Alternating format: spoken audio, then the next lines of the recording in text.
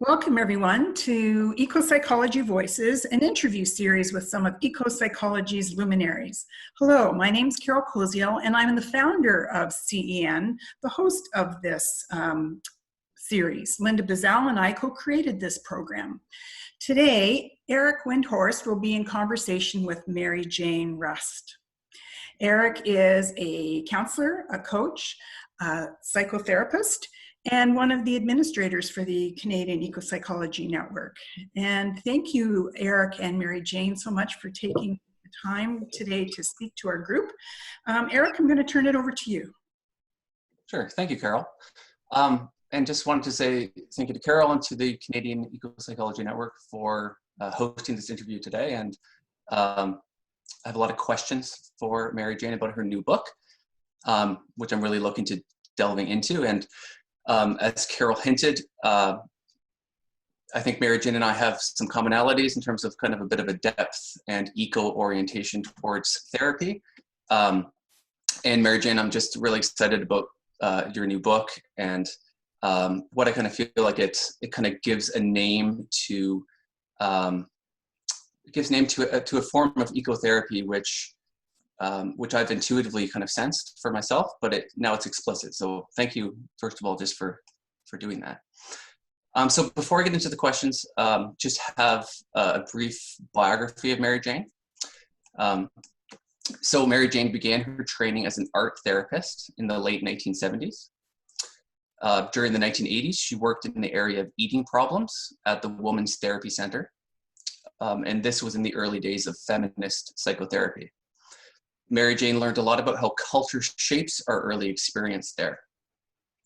In the early 1990s, Mary-Jayne made several trips to Ladakh, India. Here she learned about the ecological and social changes within a traditional community as a result of their exposure to Western culture through tourism. The connections between mind, body, soul, and land became clearer. She could see the links between individual eating problems and consuming the earth. This led Mary-Jayne into the field of ecopsychology. She now practices as a psychotherapist in North London, UK, as well as lecturing and facilitating workshops on ecopsychology in a wide variety of settings. So, welcome, Mary-Jayne, and I have a whole bunch of questions for you, but I'm also cognizant of the limitations of the time we have today. So why don't we start by just asking, so your new book, Towards an Ecopsychotherapy, how did this book come to be? Well, I'd say there's a long story and a short story. Okay. The long story is very long, and I'm not going to take up all the time here telling it, but really it's a sort of distillation of many of my thoughts and experiences from the past few decades. Since I first came across deep ecology, really. The work at Joanna Macy and John Seed were my first teachers in this area. And that was in 93, I think, around then, when I just got back from, in fact, I think I took Joanna's book, World as Lover, World as Self, to Ladakh with me and read it there. Oh, wow. And then in 96, I discovered there was such a thing as ecopsychology, and it sort of, you know, went ding, ding, ding, ding, ding, was weaving together the threads of the ecological, the psychological, the political, and the spiritual ways of seeing. And I think, you know, an awful lot more than that, because it's a sort of, it's a terribly difficult field, isn't it, ecopsychology, because it expands forever outwards. And it's very difficult to get a focus. And then, of course, before that, I'd grown up in a rural setting in East Anglia. My father was a miller, and therefore my family was part of the farming community. So I felt like I had a very green childhood. Mm. And then, as you've mentioned, I trained at the women's, I trained as an art therapist and then the Women's Therapy Centre, and that really helped me understand the individual's relationship to culture. And that was very important in my move into ecopsychology. And then, you know, I could say a lot more. The short story is that I was invited by Confer, which is an organisation which runs conferences for therapists in the UK, to write this it's short book. It's 27,000 words, so it's probably about a third of a full length of a book. And they've just opened a publishing house, and they wanted to put out some foundational books on different aspects of psychotherapy. And it's really great because the woman who started Confer is really has really got the picture of ecopsychology, and that's quite rare in London, particularly in an urban setting, for the psychotherapy community to really understand ecopsychology, but she gets it. And so it's really great that ecopsychotherapy has a place, ecopsychology has a place in those foundational books. It's really great. So that's how it came to be. And I was given, you know, I was invited to write it in a particular way, which was an overview of the field, you know, citing looking at key texts, which is always terribly difficult in ecopsychology because there's 100,000 and everyone argues about which are their key texts. And also what are the controversies and what is the new thinking.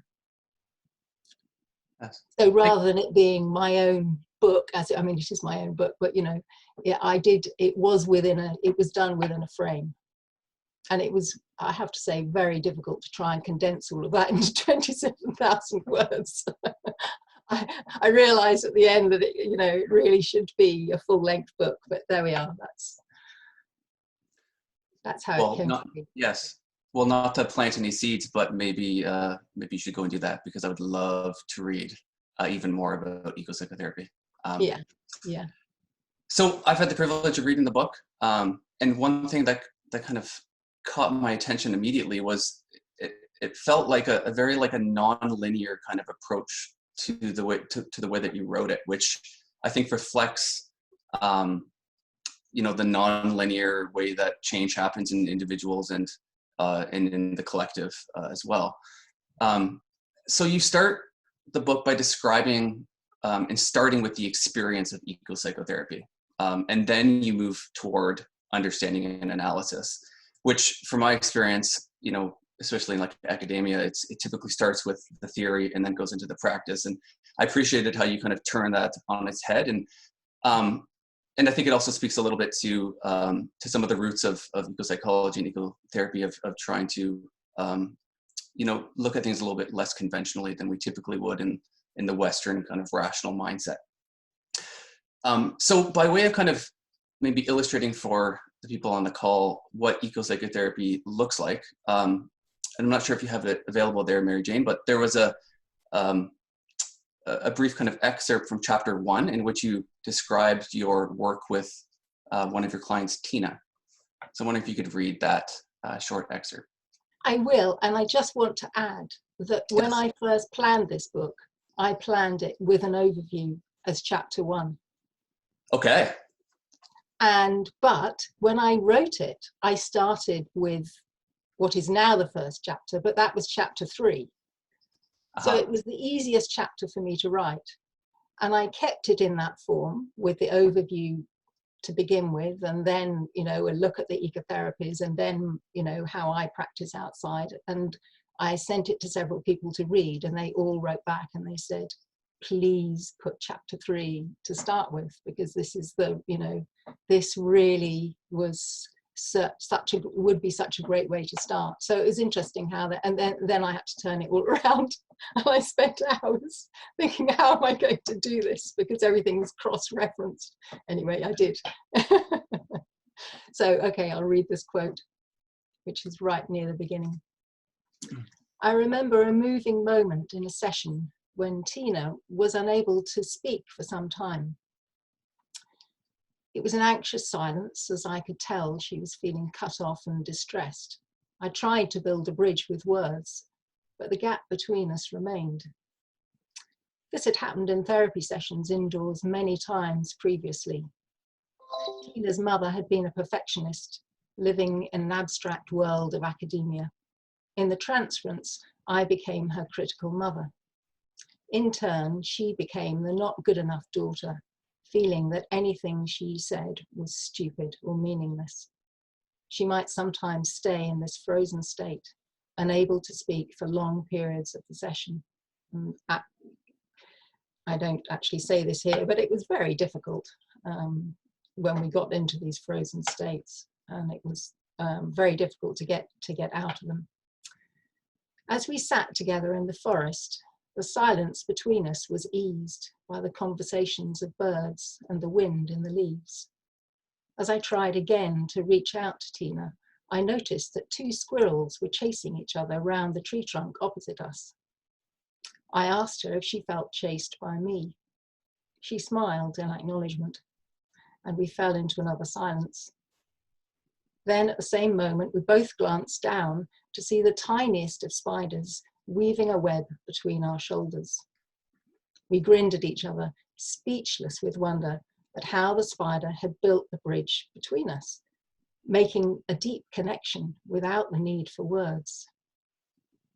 We both sat back into a very different kind of silence, contemplative, awestruck. It's really wonderful to hear your voice reading that passage, because as I read it for the first time, I kind of got like chills over my body, and I actually got them again as you read that. So just a beautiful narrative of creating connection. So ecopsychotherapy is a relatively new term. I think in coming across your book, it was the first time I've heard that term. So what would you describe as like the core elements or threads of ecopsychotherapy? And perhaps like how did they maybe show up in your work with Tina as described in that previous quote? It's terribly difficult to pin this down, actually, what are the core elements of ecopsychotherapy, because I suppose one of the, it refers to a later question that you're going to ask me, but that there's sort of ecotherapy is an umbrella term of lots of different practices. And what I don't want to do, and I think that there's a hierarchy that exists in the world of psychotherapy that sees analytic therapy at the top. They think they're right, and they deal with the transference and boundaries, and they're very technical, and they look down, at least that's how it is in the UK. I don't know whether it's different in the States. They look down on the lowly profession of counselling, and I really don't like that. I think there's a whole range of different therapies that are right for different people at different times. And yeah, I really don't like that hierarchy. So I really hummed and hawed before actually using this term, because I thought, oh my God, it's going to create another hierarchy. And I really don't want a hierarchy in the world of ecopsychology and ecotherapy. So I want to stress that there's lots of different kinds of ecotherapies that are right for different people at different times. And that when I pulled out 3 threads, but that what I would want to include under the term ecopsychotherapy, working with early experience and seeing how that gets repeated in the relationship between therapist and client in the present moment. Paying attention to the transference and countertransference. So what I'm feeling, what I'm picking up from the client, how that might come into my mind, images, into my body, and how I digest that and how I feed that back, how that helps me to understand the state of the client.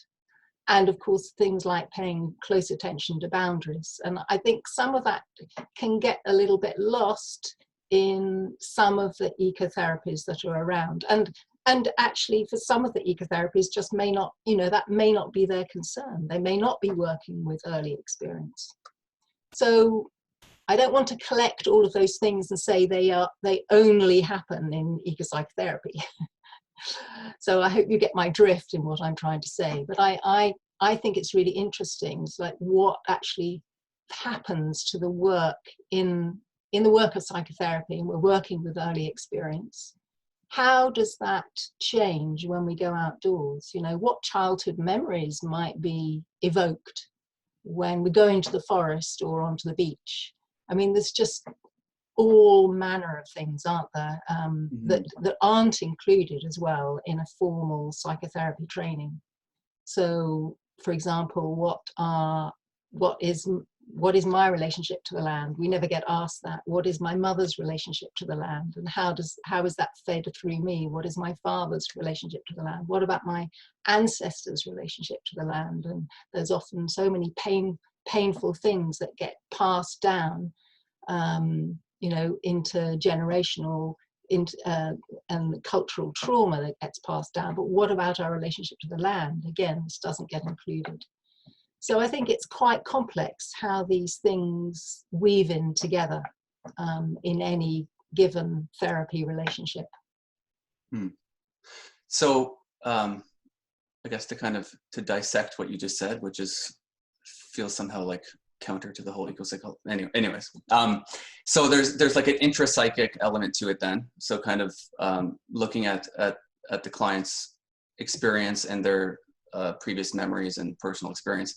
There's like the interpersonal in terms of the transference, counter-transference between client and therapist.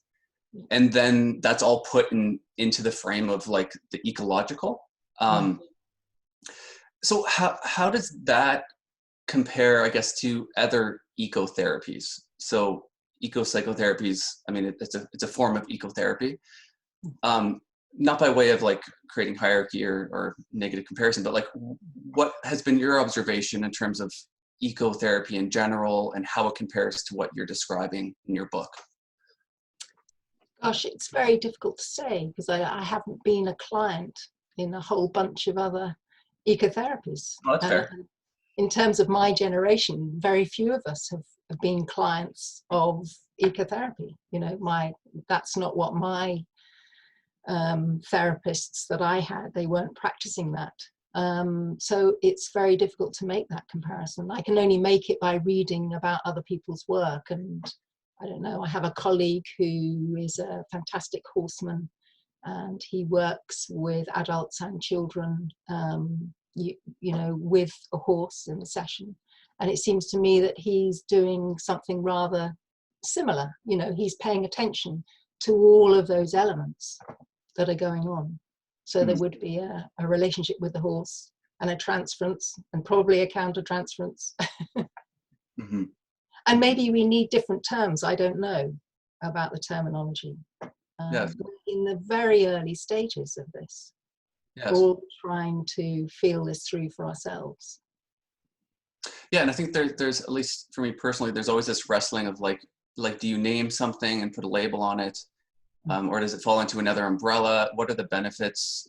What are maybe the drawbacks of putting a label onto something? And yeah, I think there's so many layers to it, right? And not necessarily a right answer either. But in the same way that I suppose we might project onto a therapist, we also project onto the other than human world.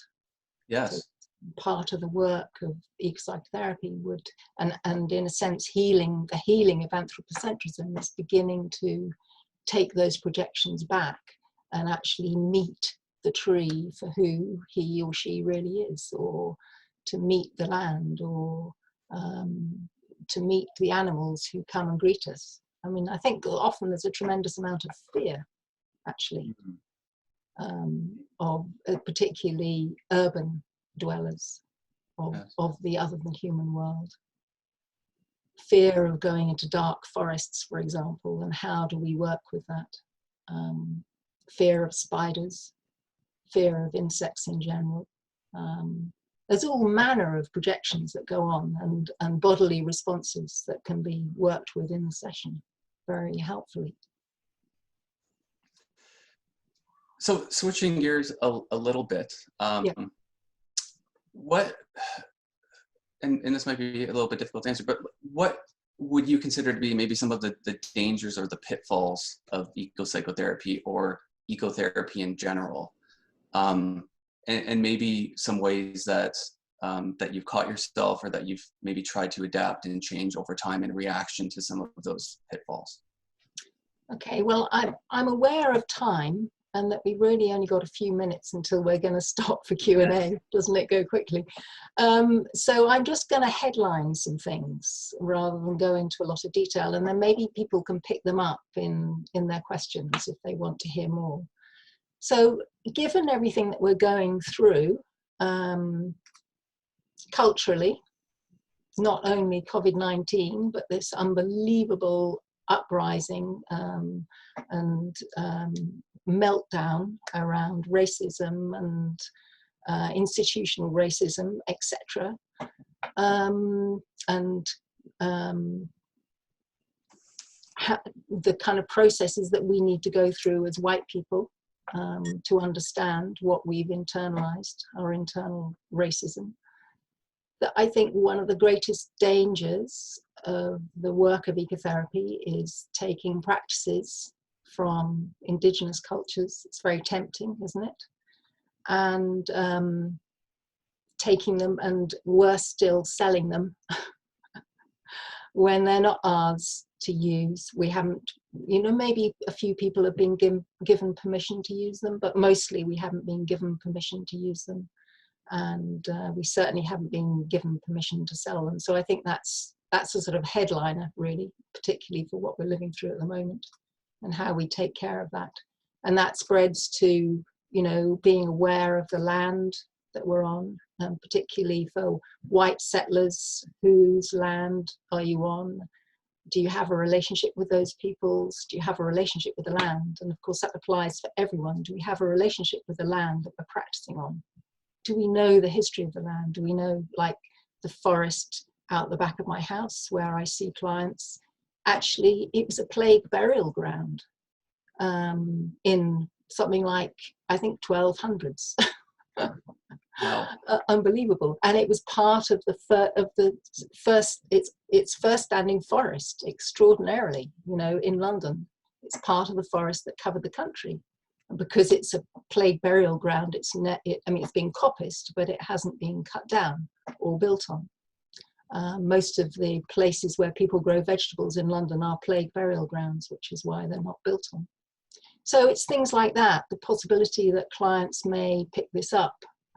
It's important to know this. And much older, of course, I live on a hill in North London. It's the end of a terminal moraine. I mean, it's extraordinary to think that, and all the clay under our feet is the end of a glacier. These are really important things to know, and it's important to know the different trees and the different characters of the trees that may be in the woodland, and all sorts of things to be familiar with. I think probably the biggest pitfall is what Linda Buzzell-Saltzman calls level 1 ecotherapy. And on a very simplistic level, you know, some people talk about going out into nature, so that immediately we have a dualism in the language. To get healed, you know, somehow nature's a resource that we use for human healing, and suddenly we're back in a Western paradigm, and it's really easy to fall into those traps.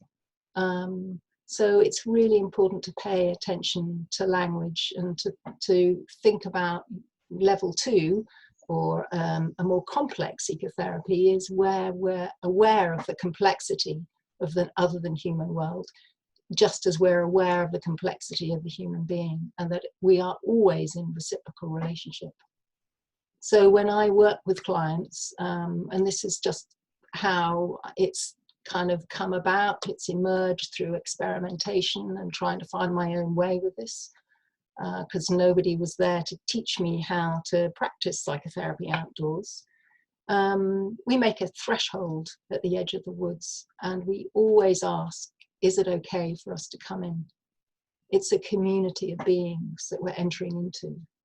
Will you accept us to come in for this session? And at the end, we go back to the threshold and we express gratitude for whatever's may have come to us during that time. And that emphasizes that we are in relationship from beginning to end. Mm-hmm. Mm-hmm. So unfortunately, I think we're going to have to leave our little discussion aside and move on to a larger group discussion. But you made the point of that you didn't have necessarily like the mentors and the guides to kind of show you, you know, maybe some of the tips and tricks of how to be an ecotherapist. And so I just want to express my gratitude that you have been a bit of an elder and a mentor to those of us in the field. So we can kind of find our own way as well. So thank you. Thank you, Eric. And of course, I did do it with other colleagues. It wasn't that I was entirely on my own, but few and far between, I can tell you, when I first started. Yeah. Super. Thank you very much, Eric and Mary-Jayne. I'll stop the recording now.